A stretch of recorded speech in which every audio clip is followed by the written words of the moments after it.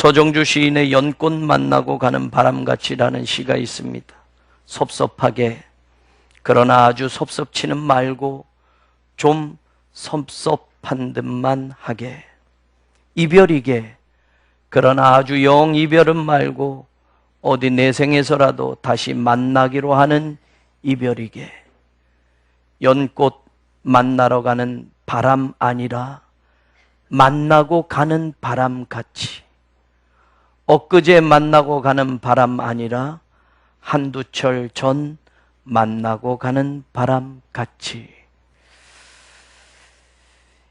이별은 슬프고 이별은 아프고 이별은 섭섭한데 서정주 시인의 이 시를 읽으면 이별이라는 것은 인생의 한 부분이기에 우리들이 때론 담담하게 그 이별을 받아들여야 하는 것 같은 그런 정감을 갖게 합니다.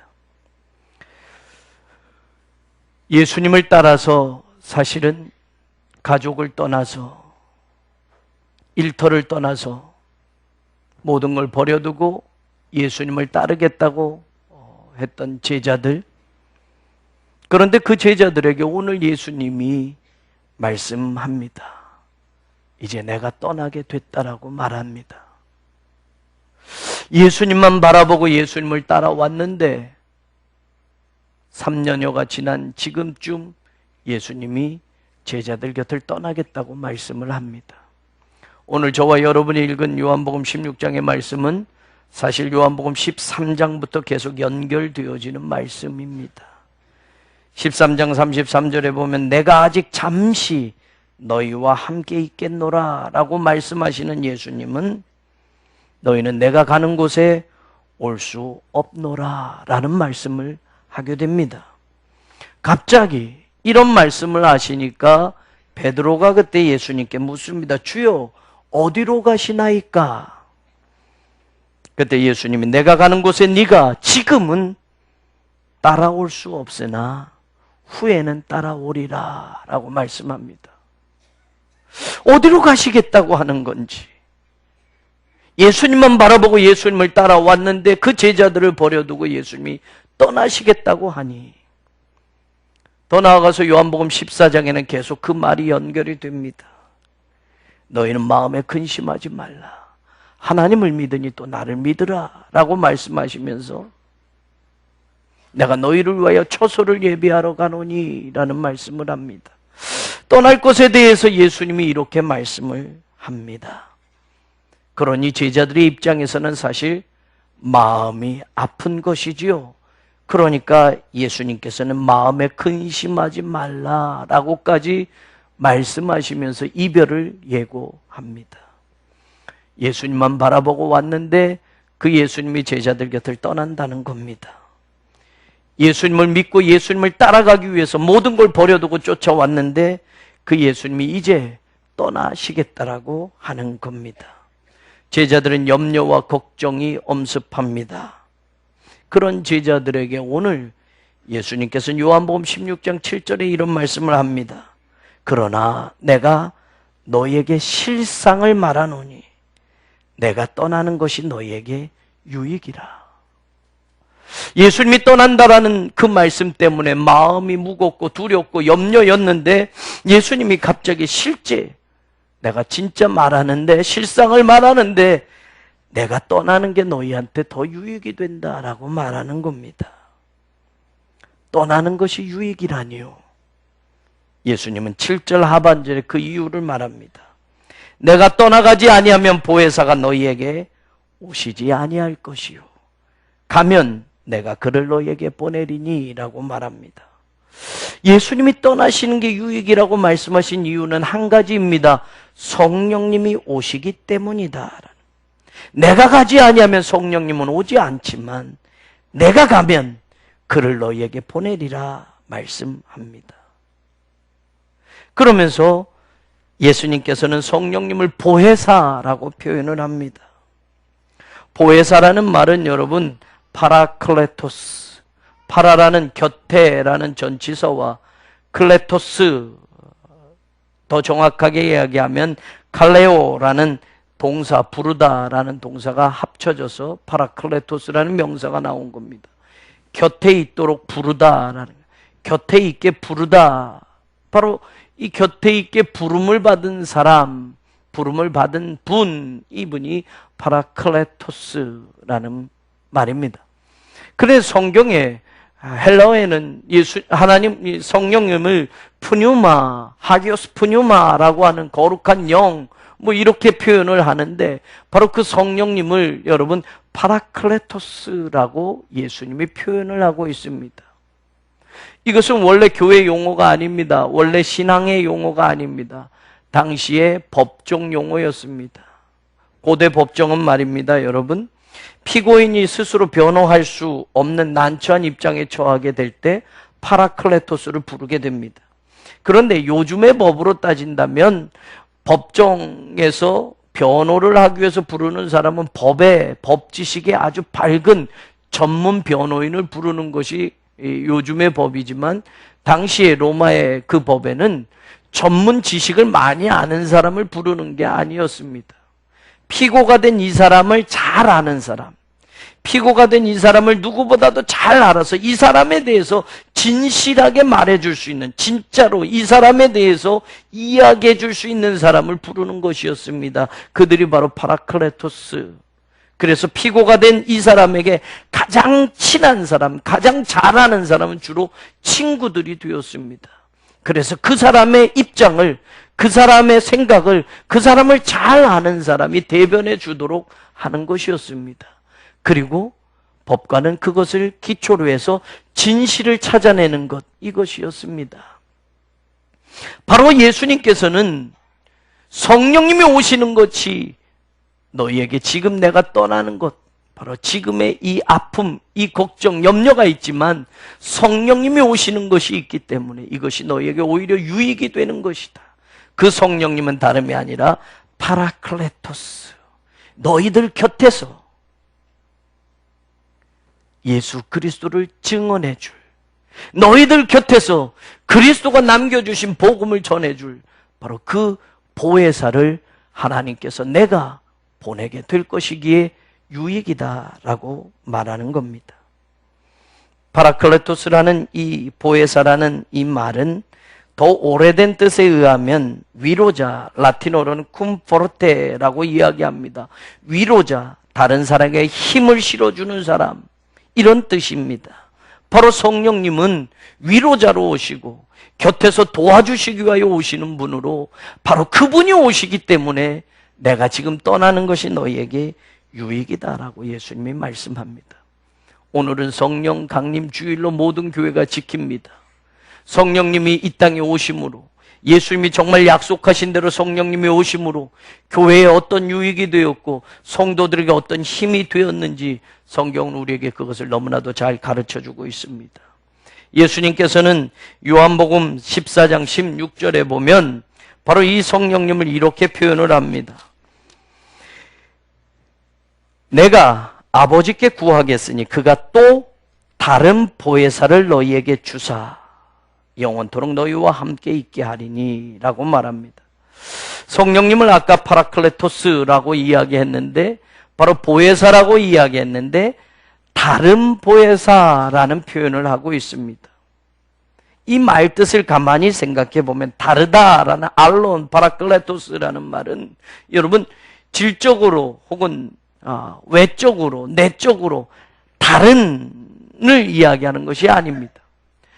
똑같은 다른 하나를 이야기하는 겁니다. 그러니까 여러분 예수님께서 내가 아버지께 구하겠으니 그가 다른 보혜사를 너희에게 보내신다라는 말은 나와 똑같은, 예수님과 똑같은, 예수님과 하나도 다를 바 없는 똑같은 보혜사를 바로 하나님께서 보내주실 것이라는 이야기입니다.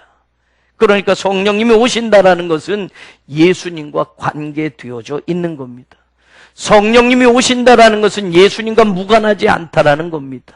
예수님과 똑같은 보혜사를 교회의 성도들에게 주셔서 곁에 있게 하셔서 함께 있게 하셔서 힘이 되게 하시고 위로가 되게 하시고 격려가 되게 하셔서 하나님의 나라를 위하여 하나님의 복음을 위하여 일하도록 돕는 곁에서 돕는, 곁에서 위로하는 그 또 다른 보혜사가 이제 하나님으로부터 보내질 것이라는 것을 예수님이 말씀하셨습니다. 요한복음 14장 16절은 계속해서 설명을 합니다.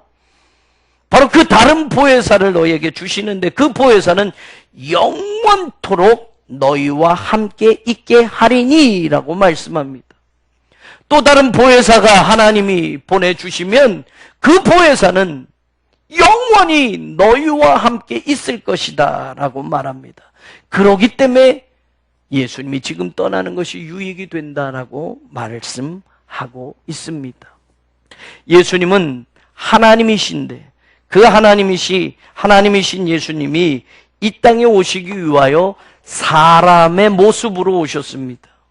사람이 태어나는 것처럼 여자의 몸을 빌어서 오셨습니다. 그래서 우리처럼 목이 마르고 우리처럼 배가 고프고 우리처럼 육신적인 피곤함을 느끼실 수 있었습니다. 성령으로 잉태된 예수님, 이 땅에 오신 예수님은 사람의 몸을 입고 오셨기 때문에 사람의 몸을 입은 그 상태로는 인간의 제약을 받으실 수밖에 없습니다. 배고프시고 피곤하시고 목이 마르시고, 그리고 예수님이 복음을 전하러 다닌다 하더라도 당시의 운송수단이나 당시의 모든 걸 동원한다 하더라도 예수님이 하나님 나라의 복음을 전한다 하더라도 여러분, 예수님이 전 세계를 누비면서 복음을 전하실 수가 없었습니다. 예수님 생애 가운데 복음을 전하실 수 있었던 것은 오직 이스라엘 땅, 유대 땅에서만 복음을 전하실 수가 있었습니다.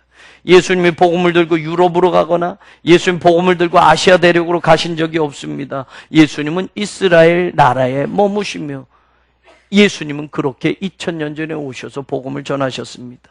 다시 말한다면 예수님은 한계가 있었습니다. 하나님으로 오셨지만, 이 땅에 하나님의 복음을 전해 주셨지만, 온 인류를 구원하기 위하여 오셨지만 천국 복음을 들고 땅 끝까지 가는 일을 예수님이 몸소 할 수가 없었습니다.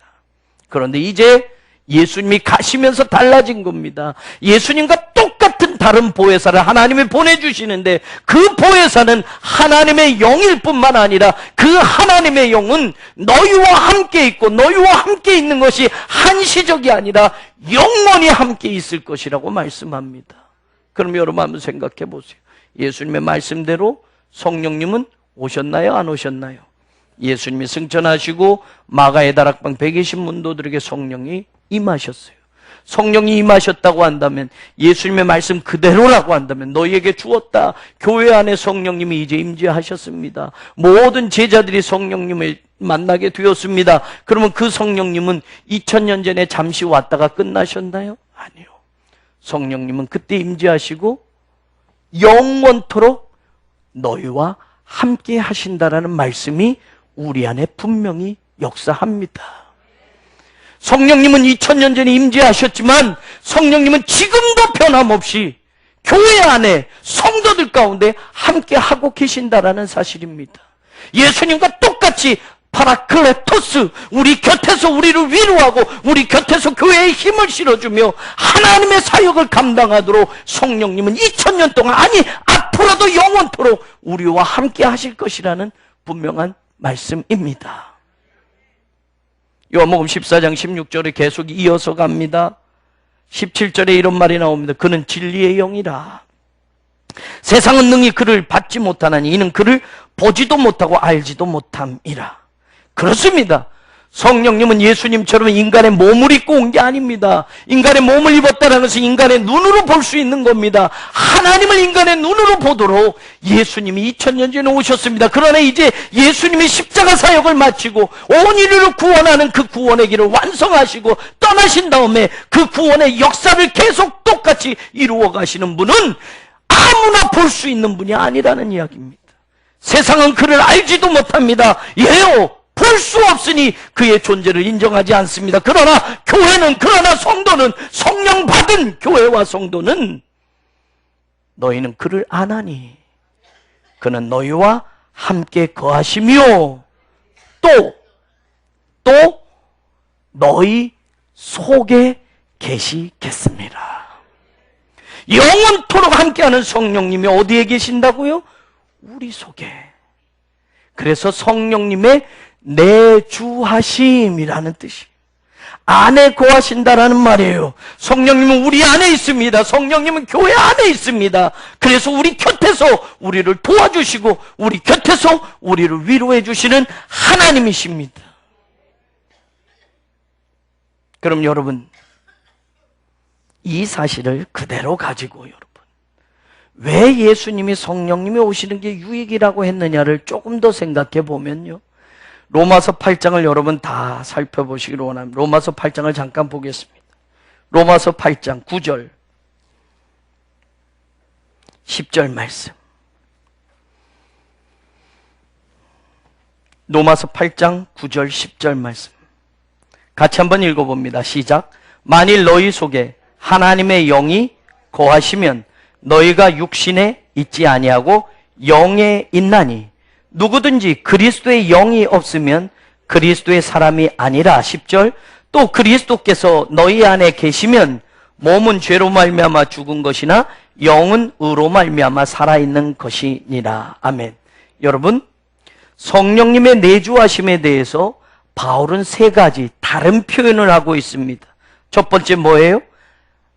너희 속에 하나님의 영이 거하시면, 하나님의 영은 성령님을 이야기하는 겁니다.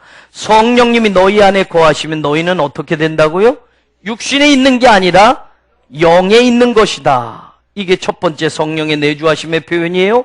두 번째, 누구든지 그리스도의 영이 없으면 그리스도의 사람이 아니라. 이 말은 다시 뒤집어서 얘기하면 그리스도의 영이 있는 사람이어야만 그리스도의 사람이니라. 그리스도의 영은 하나님의 영과 다른가요? 같은 것을 이야기하는 겁니다. 하나님의 영이 거하시는 사람, 바로 그 사람은 영에 속한 사람이다. 그리스도의 영이 거하는 사람, 그 사람이 바로 그리스도의 진짜 사람이다라는 거예요. 껍데기만 교회 다닌다고 그리스도인이 아니라 진짜 그리스도의 영이 있는 사람이어야 그리스도의 사람이다라는 것이고, 그리스도의 영은 다를 바 없이 하나님의 영이라고 똑같이 설명하고 있습니다. 그 다음에 또 보세요. 10절에 또 그리스도께서 어디 계신다고요? 너희 안에 계시면 몸은 죄로 말미암아 죽은 것이나 영은 의로 말미암아 살아있는 것이다. 성령의 내주하심을 다른 표현으로 그리스도께서 누구 안에 있는 것이에요? 우리 안에 계시는 것. 여러분, 예수님은 2000년 전에 계셨는데요, 예수님은 2000년 전에 계셨다 십자가에서 죽으시고 부활하시고 승천하셔서 하늘에 계시는데요, 그리스도께서 우리 속에 우리 안에 계시다니요. 여러분, 똑같은 말입니다.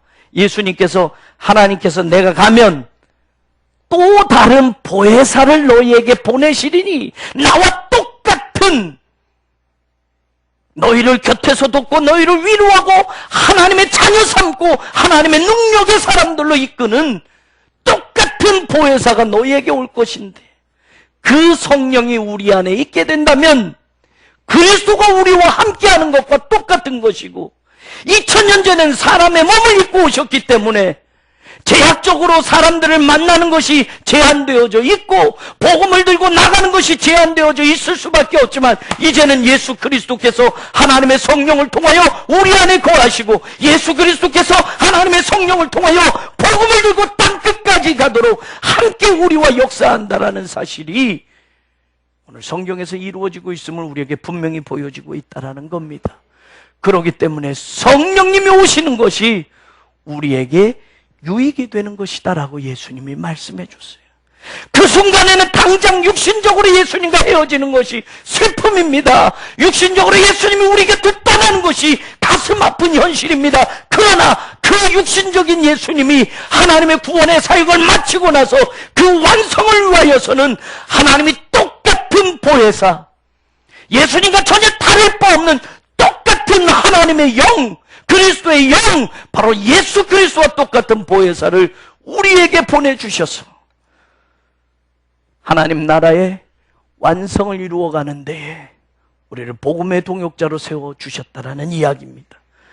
그렇기 때문에 교회에 유익이 되고 성도들에게 유익이 되는 것, 성령님의 오심이다라고 예수님이 말씀합니다. 그 말씀대로 2000년 전에 성령님이 오셨고 그 성령님이 교회의 역사 가운데 함께 하셨고 복음을 들고 땅끝까지 나아가는 그 일을 끝까지 곁에서 돕는 줄로 믿습니다. 교회는 수많은 박해 가운데 있었습니다. 적대자들 사탄의 권세 가운데 교회가 무너지고 부서지고 사라질 뻔한 위기도 있었습니다. 심지어는 교회 안에서조차도 유대인들의 박해와 천주교인들의 박해로 여러분 초대교회에도 중세시대에도 교회는 없어질 듯 부서질 듯 그렇게 존재해 왔지만 하나님의 능력을 가지고 성령님이 교회 안에 계시기 때문에 하나님의 능력을 가지고 성령님과 함께 복음을 들고 교회가 끝까지 그 일을 감당하기 때문에 교회는 주님 오시는 그날까지 성령님의 역사와 더불어 하나님의 일을 감당하게 될 줄로 믿습니다. 저는 우리 교회가 성령 충만한 교회가 되기를 원합니다. 그리스도의 영이 우리 가운데 분명히 보여지는 그리스도의 사람들로 채워지는 교회가 되기를 원합니다. 세상의 어떤 권세도 교회를 무너뜨릴 수 없는, 음부의 권세도 교회를 삼킬 수 없는, 지옥의 문도 우리를 삼킬 수 없는 승리의 깃발을 올리며 주님 오시는 그날까지 끝까지 싸워 나갈 수 있는 성령 충만한 교회가 우리 교회가 되기를 간절히 원합니다. 오늘 성령님이 오시면 17절에 요한복음 14장 17절에 보면 그는 진리의 영이라 라고 말씀했고요. 오늘 저와 여러분이 읽은 본문 말씀 16장 13절에 보면 진리의 성령이라고 표현을 했습니다. 성령님을 표현하는 형용사에 여러분 진리의 성령 혹은 다른 명사형으로 진리의 영이라고 표현을 하고 있습니다. 여러분 진리 가운데로 인도하는 역할을 하는 분이 성령님이기 때문에 그를 진리의 성령이라고 표현하고 있습니다. 그런데 여러분 요한복음 14장에 이미 예수님께서는 유명한 말씀을 남기십니다. 내가 곧 길이요 진리요 생명이니 라고 말씀합니다. 예수님 자신이 진리라고 설명을 했고 예수님과 하나도 다를 수 없는 똑같은 보혜사를 하나님이 보내주신다고 했는데 그 보혜사의 속성이 예수님과 똑같은 진리였다라는 사실입니다. 진리의 영이 오셔서 진리의 성령이 오셔서 너희를 모든 진리 가운데로 인도하시리니 라고 말씀하고 있습니다.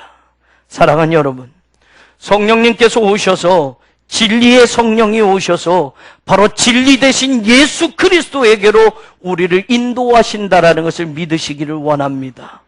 성경은 더 이야기합니다. 그가 스스로 말하지 않고 오직 들은 것을 말하며 장래일을 너희에게 알리시리라. 그가 내 영광을 나타내리니 내 것을 가지고 너희에게 알리시겠습니다. 진리의 성령이 오셔서 다른 건 이야기하시는 게 아니라 진리의 성령이 오셔서 다른 길로 가게 하는 것이 아니라 오직 진리로만 가게 하고 진리의 성령이 오셔서 진리 대신 예수 그리스도의 것을 가지고 예수 그리스도의 영광을 나타낼 뿐만이 아니라 예수 그리스도를 우리에게 나타내 주시고 알려주실 것이라고 예수님이 미리 말씀하셨습니다. 성령님이 영원히 너희와 함께 있을 것이란 약속이 분명히 이루어졌다고 우리가 확신하는 것은 무엇이냐?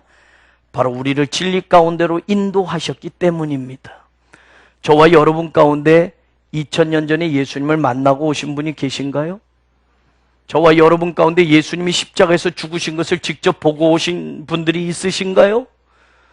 2000년 전에 살았던 그 유대 땅에 살았던 제자들처럼 무리들처럼 예수님을 직접 보고 만났던 사람이 있나요? 아무도 없습니다. 그런데 어떻게 그 예수님을 우리는 똑같이 믿습니까? 그 예수님을 우리는 똑같이 받아들입니까? 그리고 우리에게도 똑같은 차별 없는 구원이 2000년 전에 직접 예수님을 만나고 예수님에게 가르침을 받고 예수님에게 천국 복음을 들은 그 사람들과 오늘 한 번도 본 적도 없고 한 번도 만난 적도 없고 한 번도 직접 경험해 본 적이 없는 우리에게 똑같은 구원을 하나님은 어찌 주십니까? 성령님의 역사 때문에 가능한 것입니다. 진리의 성령이 오셔서 우리를 진리 가운데로 인도하십니다. 예수님에게로 인도하십니다. 다른 이야기가 아니라 예수님의 것을 가지고, 예수님이 전하신 하나님 나라의 복음을 가지고 우리로 하여금 예수님을 알게 하시는 일을 성령님이 하셨기 때문에, 예수님과 똑같은 성령님이 지난 2000년의 역사 가운데 교회 안에서 역사하셨기 때문에, 우리가 직접 예수님을 뵙지는 못했지만, 인간 예수를 직접 만나지 못했지만, 우리는 성령님의 능력으로, 성령님의 역사로, 성령님의 도우심으로 우리는 다른 복음이 아니라 똑같은 복음, 다른 십자가가 아니라 똑같은 그 십자가를 지금도 바라보며 하나님의 백성의 길을 걷는 줄로 믿습니다. 이단들은 속입니다. 예수를 빼놓습니다. 성령을 빼놓습니다. 그리고 이단의 교주들이 그 자리에 앉아 있습니다. 자신들이 그 일을 감당하는 것이라고 속여옵니다. 여러분, 속지 마십시오. 이단 가운데 예수 그리스도 온전히 이야기하는 이단 없습니다. 이단 가운데 성령의 역사를 바르게 전하는 이단 없습니다. 오직 성령님이 오시면 내 영광을 나타내리니 내 것을 가지고 너희에게 알리시겠다라고 예수님은 분명히 말씀합니다. 진리의 성령이 오늘도 교회를 진리 가운데로 인도하고, 진리의 성령이 오늘도 예수를 바르게 전파하게 하셔서 오늘도 하나님의 역사를 우리를 통하여 이루어 가시는 그 복된 자리에 우리 모두가 서 있기를 간절히 축원합니다. 성령님이 오셔서 하시는 일은 참 많이 있습니다. 그리고 지금도 그 일을 하고 계시는데, 오늘 예수님은 본문 가운데 이렇게 예수님이 성령이 오시면 하실 일을 이야기합니다. 16장 8절에 보면 그가 와서 죄에 대하여, 의에 대하여, 심판에 대하여 세상을 책망하시리니 라고 말씀합니다. 성령님의 모든 사역 가운데 중요한 것, 바로 성령님이 오시면 죄에 대하여 책망하신답니다. 의에 대하여 책망하신답니다. 심판에 대하여 책망하신답니다. 이 세 가지의 성령님의 일이 오늘 우리에게 얼마나 중요한 것인가를 마지막으로 생각해 보려고 합니다. 책망하면 꾸짖고 잘못했다고 징계하고 꾸짖는 것으로만 생각되지만, 이 책망하다라는 단어는 이런 겁니다. 여러분, 꾸짖는 것으로 끝나지 않고 잘못된 생각, 잘못된 행동을 바로 고쳐 잡는다라는 뜻이 있습니다. 그러니까 이 말 뜻은 뭡니까? 성령님이 오시면 죄에 대하여 생각하는 것, 잘못 생각하는 것을 바르게 고쳐 잡아주신다라는 겁니다. 성령님이 오시면 책망하시는데 의에 대하여 잘못 생각하고 있는 걸 바로 잡아주신다라는 겁니다. 성령님이 오시면 심판에 대하여 바르게 고쳐 잡아주신다라는 겁니다. 이것이 우리에게 의미가 있는 말입니다. 죄에 대하여 꾸짖는다라는 말은, 여러분, 죄라고 하면 우리는 어떤 행위의 결과로 그것을 따져 묻습니다. 내가 남의 것을 훔쳤느냐? 내가 누군가를 상해했느냐? 내가 누군가를 죽였느냐라는 겁니다. 그래서 우리는 그런 행동의 결과를 가지고 죄를 묻습니다. 그리고 판단을 합니다. 유대인들의 입장에서도 죄는 율법을 어긴 것을 말하게 됩니다. 그러나 성령님이 오셔서 죄에 대하여 책망하신다라고 하는데, 당시에 유대인들이 가지고 있었던 율법을 어기는 것이 죄야 라고 말하는, 율법을 지키는 우리는 의로운 사람들이야 라고 말하는 그 잘못된 생각을 성령님께서 고쳐주신다는 이야기입니다. 유대인들은 그래서 예수님마저도 받아들이지 않고 율법적으로 예수님을 판단해서 예수님을 정죄했습니다. 누구보다도 예수님을 가장 먼저 기다렸고, 누구보다도 예수님을 먼저 영접할 것 같았는데, 당시의 대제사장들, 서기관들, 바리새인들은 예수님을 십자가에 못 박아 죽이는 일에 앞장섰습니다. 그들은 죄라는 것을 잘못 생각하고 있었기 때문에 그렇습니다. 율법을 어기면 죄인 줄 알았습니다. 안식일을 어기는 예수님, 안식일에 먹는 예수님, 죄인들과 가까이 하는 예수님, 상종까지도 않는 사마리아인들 곁에 가신 예수님, 저는 분명히 율법을 어긴 죄인이야 라고 말하는 겁니다. 그러나 성령님이 깨닫게 하신다라는 거예요. 죄에 대하여 책망하십니다. 죄에 대하여 잘못 알고 있는 것을 바르게 고쳐주신다라는 겁니다. 9절이 뭐라고 말합니까? 죄에 대하여라 함은 그들이 나를 믿지 아니함이요. 하나님의 죄를 물으시는 것은 네가 남들보다 조금 못하게 살았느냐? 남들보다 조금 덜하게 살았느냐? 네가 죄를 100개 지었느냐? 1000개 지었느냐? 조금 지었느냐? 이걸 물으시는 게 아니라 예수 그리스도를 믿었느냐 믿지 않느냐가 진짜 죄라는 사실입니다. 다시 말하면 여러분, 예수님을 믿지 않는 죄는 절대로 용서받지 못하지만 그 외에 우리가 살면서 짓는 모든 죄, 우리가 정죄하고 죄인이라고 말하는 그 죄는 바로 예수님의 십자가로 말미암아 용서받을 수 있기 때문에 하나님이 진짜 묻는 죄는 남들보다 100가지를 못한 죄, 남들보다 50가지를 못한 죄가 아니라 바로 예수님을 믿지 않은 그것이 죄라고 성령님이 가르쳐 주신다라는 사실입니다. 이 말은 뒤집어 얘기하면 예수님을 만나면 모든 죄가 해결된다라는 말입니다. 우리가 해결할 수 없는 그 무거운 짐이 바로 예수님의 십자가를 통하여 모두 씻음받을 수 있다는 것을 이야기하는 겁니다. 그러니까 그 예수님을 믿지 않는 것이 죄라고 성령님께서 이 세상을 향하여 우리로 하여금 외치도록, 이 세상을 향하여 책망하셔서 바르게 알도록 역사하신다라는 겁니다. 그러니까 여러분, 우리는 누구도 정죄할 수 없습니다. 내가 남보다 조금 더 잘난 것, 내가 남보다 조금 착하게 사는 것으로 남들을 향하여 손가락질할 수 없습니다. 진짜 죄는 예수님을 믿지 않는 것이 죄라는 거예요. 성령님의 역사는 바로 이 가운데서 일어나는 겁니다. 세상을 향하여서 성령의 증거는 바로 예수 그리스도를 영접하지 않는 악한 세대를 향하여 성령님의 꾸짖으심과 책망하심이 분명히 들려지게 될 것입니다. 두 번째, 성경은 뭐라고 이야기합니까? 의에 대하여 책망할 것이라고 말합니다. 10절에 보면 의에 대하여라 하면 내가 아버지께로 가니 너희가 다시 나를 보지 못함이요 라고 말합니다. 의하면 우리는 여러분 한자어로 옳을 의만 먼저 탁 생각이 돼서요, 옳은 것이 의다라고 생각해요. 옳은 것이 의다라고 하면 또 우리가 연관해서 생각하는 건 무엇이냐면 인간의 가치관 혹은 도덕 뭐 이런 것을, 규범을 지키는 것을 의로운 일이라고 생각하고 옳은 일이라고 생각을 합니다. 그런데 성경이 가르치는 의는 그것이 아닙니다. 성령님이 오셔서 의에 대하여 바르게 잡아주시는 것이 무엇이냐? 예수 그리스도와 관계된 것입니다. 성경은 분명히 말합니다. 자신의 힘으로 구원받을 수 없습니다. 자기의 노력으로 구원받을 수 없습니다. 이 말은 다시 말하면 구약의 율법을 지켜서, 내가 율법 100가지를 지켜서 의인이 되는 것, 이것이 아니라는 이야기입니다. 내 노력, 내 업적, 내 힘으로 내 의를 쌓아서 의인이 되는 것이 아니라는 이야기입니다. 성경은 분명히 말하지요. 의인은 있다 없다? 없나니 하나도 없다라고 말해요. 여러분, 의인은 없어요.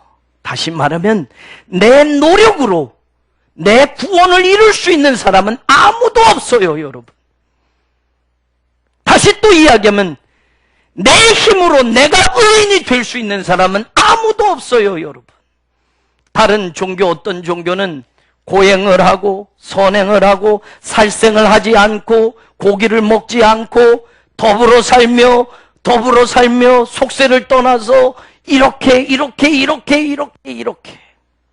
그래서 어느 순간 각 깨달게 되면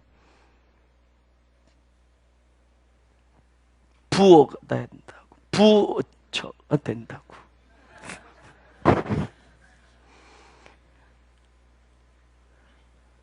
여러분,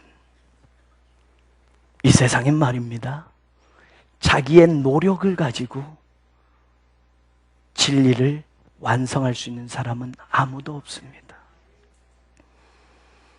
언젠가도 소개했습니다. 요즘 기독교 신학 안에도 종교다원주의가 있습니다. 다른 종교를 인정하는 거예요. 기독교만 절대 진리가 아니다라는 거죠. 다른 종교에도 구원이 있을 수 있다라는 겁니다. 우리가 알지 못하지만 기독교가 가는 길은 이 길이고, 불교가 가는 길은 저쪽 길이고, 이슬람교, 회교가 가는 길은 이쪽 길이고, 그래서 결국 다른 길을 가지만 마치 산을 오를 때 한 길만 있는 게 아니라 뒤쪽 길도 있고 남쪽 길도 있고 서쪽 길도 있는 것처럼 이렇게 오르다 보면 정상에 가면 진리를 만나게 돼 있다. 진리는 다 하나다. 진리는 다 통한다 라고 이야기합니다. 속지 마십시오. 속지 마십시오. 여러분, 그 진리를 만나면 죄의 문제가 해결되는 거예요. 그 진리를 만나면 죽음의 문제가 해결되는 거예요. 그 진리를 만나면 영원히 사는 거예요, 여러분. 그러면 생각해 보십시다. 그 길을 올라가는 것, 그 진리를 향하는 그 길이 종교의 어떤 산이라 할지라도 여러분, 우리가 그 산을 정말로 올라갈 거라는 착각? 다 올라가면 만난다고 이야기하지요. 그러나 절대로 우리 힘으로는 올라갈 수가 없는 겁니다. 에베레스트 산은 우리 힘으로 갈 수 있어요, 없어요? 있어요. 그런데 여러분 다 올라가 봤나요? 지금까지 에베레스트 간 사람 10,000명도 안 돼요, 여러분.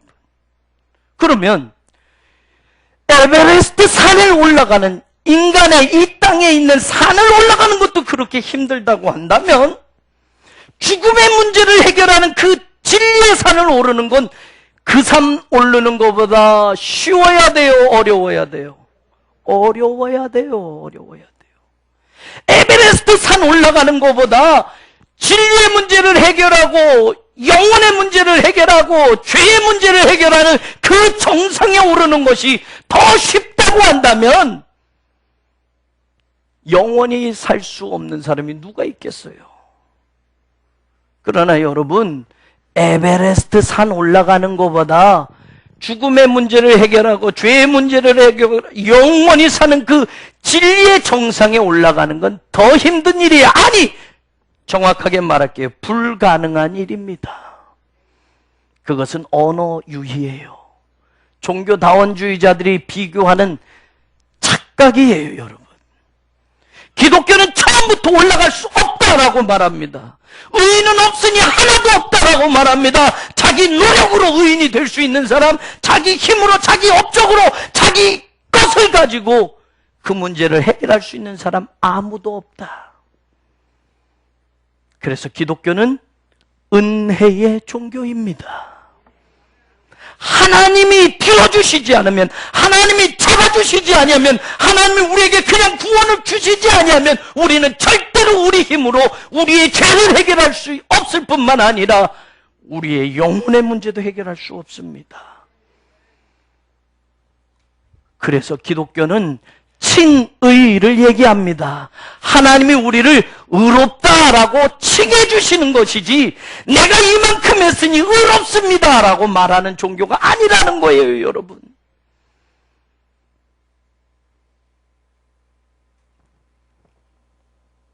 기독교와 비슷한 천주교에서는 자기들이 성인들을 세웁니다. 그 사람들의 평생의 삶을 가지고 성인 반열에 오르게 해요. 성인 반열.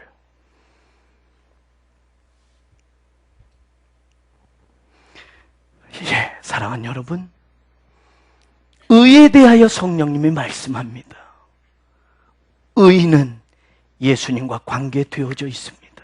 이 말은 여러분, 저와 여러분의 힘으로는 의로운 사람이 한 명도 없어요. 저와 여러분의 힘으로는 우리 죄를 해결할 수 있는 사람이 한 명도 없어요. 그러나 예수님의 십자가가, 예수님을 통해서만 우리는 모든 죄를 용서받고 하나님의 의를 의로운 자녀다라고 불러주시는 겁니다. 그래서 칭의를 통하여 우리는 하나님의 의를 경험하는 겁니다. 이 의는 우리의 의가 아니라 하나님의 의입니다. 성령님 오늘 우리에게 이것을 가르쳐줘요. 예수 그리스도의 십자가를 통과하지 않으면 예수 그리스도의 이름 외에는 이 세상에 구원받을 만한 이름을 주지 않으셨다고 성령님은 오늘 우리에게도 말씀하고 초대교회 베드로에게도 입을 열어 그것을 선포하게 하셨다라는 사실입니다. 저는 우리 교회가 예수 그리스도의 십자가의 사건을 분명히 내 것으로 받아들이고 하나님의 은혜를 경험하는, 하나님의 의가 살아있는 그런 교회와 성도들이 되기를 주의 이름으로 축원합니다. 마지막에 성경은 뭐라고 이야기하느냐, 성령님이 오시면 심판에 대하여 말씀합니다. 11절에 보면 심판에 대하여라 하면 이 세상 임금이 심판을 받았습니다 라고 말합니다.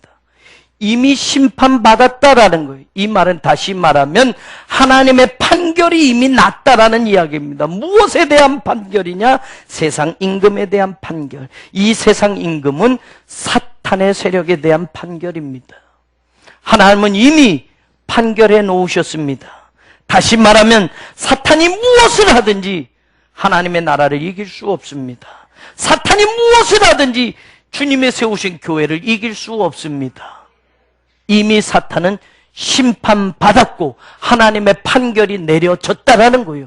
저들은 마지막 때의 두 번째 사망, 불못에 던져져서 영원히 죽음도 사탄도 사탄의 하수인들도 던져지게 될 것이라는 하나님의 판결이 이미 내려졌다라는 이야기입니다. 누가복음 10장 17절에 보면 예수님께서 70명을 보내시는 장면이 나옵니다. 70명을 각 마을로 촌으로 보내서 하나님 나라가 가까이 왔다고 전하게 합니다. 그리고 그들이 돌아와서 하는 첫 번째 말이 무엇이냐? 주여! 주의 이름이면 귀신들도 우리에게 항복하더이다 라고. 예수 이름 가지고 나갔더니 귀신들도 항복하더이다 라는 말이에요. 싸워보지도 않고 손 든다라는 말입니다. 예수 이름 하나로. 여러분, 이미 하나님의 심판이 있기 때문에 그렇습니다. 그때 예수님께서 이런 말씀합니다. 18절에 예수께서 이르시되 사탄이 하늘로부터 번개같이 떨어지는 것을 내가 보았노라. 사탄이 하늘에서 떨어지는 것을 내가 보았다라고 말합니다. 그러면서 예수님이 하시는 말씀, 내가 너희에게 뱀과 전갈을 밟으며 원수의 모든 능력을 제어할 권능을 주었으니 너희를 해칠 자가 결코 없으리라 라고 말합니다. 이미 사탄은 패배하게 되어 있습니다. 하나님의 판결이 내려졌습니다. 하나님의 심판이 내려졌습니다. 예수 그리스도의 십자가와 부활의 사건을 통하여 사탄은 이미 패배하여 있다라는 사실입니다. 그렇기 때문에 오늘 교회가 예수 이름 하나를 붙들고 있다고 한다면, 세상에 다른 것 말고 그리스도 이름 하나만이라도 붙들고 있다고 한다면 교회는 최후 승리를 하게 될 것이라는 것이 성경의 약속입니다. 성도들이 다른 거 아니고 그리스도 이름 하나를 붙들고 살아간다면 사탄은 항복합니다. 사탄은 물러갑니다. 사탄은 쫓겨갑니다. 이것이 우리에게 약속된 겁니다. 왜 그렇습니까? 너희에게 뱀과 전갈을 밟는 원수의 모든 능력을 제어할 권능을 이미 교회에, 이미 성령 충만한 성도들에게 주셨기 때문에 너희를 해칠 자가 결코 없으리라 말합니다. 사탄이 이기는 건 여러분 속임수를 해서 이기는 거지, 교회와 정면 승부에서 사탄이 능력이 있어서 이기는 게 아니에요, 여러분. 속임수에 넘어가서 우리가 사탄에게 넘어지는 것이지, 사탄이 교회보다 더 큰 능력이 있어서 교회를 무너뜨리는 게 아니에요. 이미 하나님은, 이미 예수님은 교회에 성령 충만한 사역을 통하여, 아니 성령님이 교회 가운데 함께 하심으로 말미암아 우리에게 승리할 수 있도록 허락해 주셨다라는 사실입니다.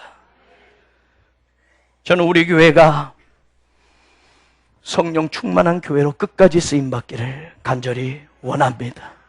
로마서 8장 1절 2절은 뭐라고 이야기합니까? 이제 그리스도 예수 안에 있는 생명의 성령의 법이 죄와 사망의 법에서 너희를 해방하였음이라 라고 말합니다. 성령 충만한 교회, 성령 충만한 목회자, 성령 충만한 성도가 있는 그 교회, 죄와 사망의 법에서 해방하였으며 하나님의 승리를 가져오는 일에 함께 쓰임받는다라는 것을 믿으시기를 주의 이름으로 축원합니다. 오늘은 모든 교회가 성령 강림주일로 지키는 절기입니다.